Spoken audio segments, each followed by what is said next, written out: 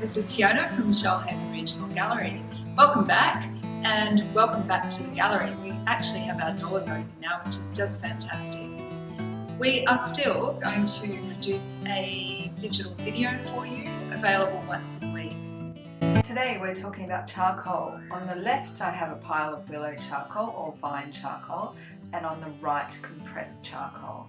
Vine and willow charcoal are sticks and pieces of vine which are fired in a kiln without oxygen. Compressed charcoal is charcoal powder with a binder added. These are available in soft pieces through to hard pieces. Which brings us to our surface. Today we'll be using paper. Charcoal is a really dry media.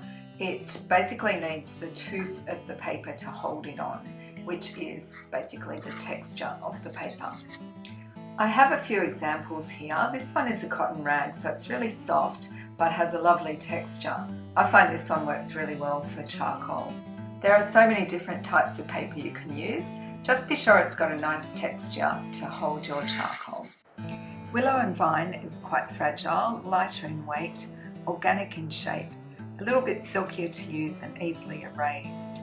You'll find with compressed it's stronger, heavier in weight, round or rectangular in shape, has a scratchier feel and leaves a more permanent mark. The white plastic eraser will remove quite a bit of the material, and the gum or kneadable eraser removes a lot less. The pencil variety of eraser with a brush is really handy, great for little details. If you wish to keep the edges of your paper clean, you can use masking tape.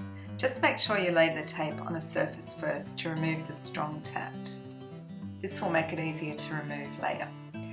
Now I'm just blocking in with my willow charcoal, the large piece. Here you can see the difference between the papers. I have applied a second layer of willow charcoal and I am using a paper stump to blend this layer.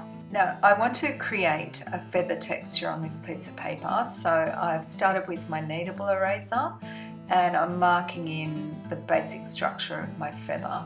This drawing process requires you to add and take away and work in many layers.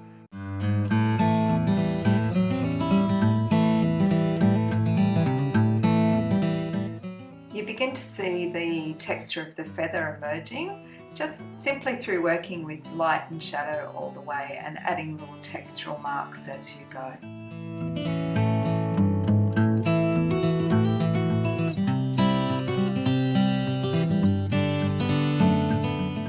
Every time you erase or you add more charcoal or blend, you're adding extra tones to your work.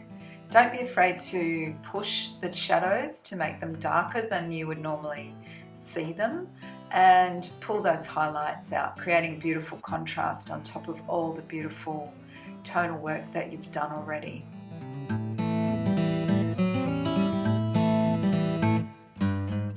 When removing the tape, keep it flat to the table as you peel it away, and you should be left with lovely clean crisp edges framing your work. Thanks for watching, see you next time.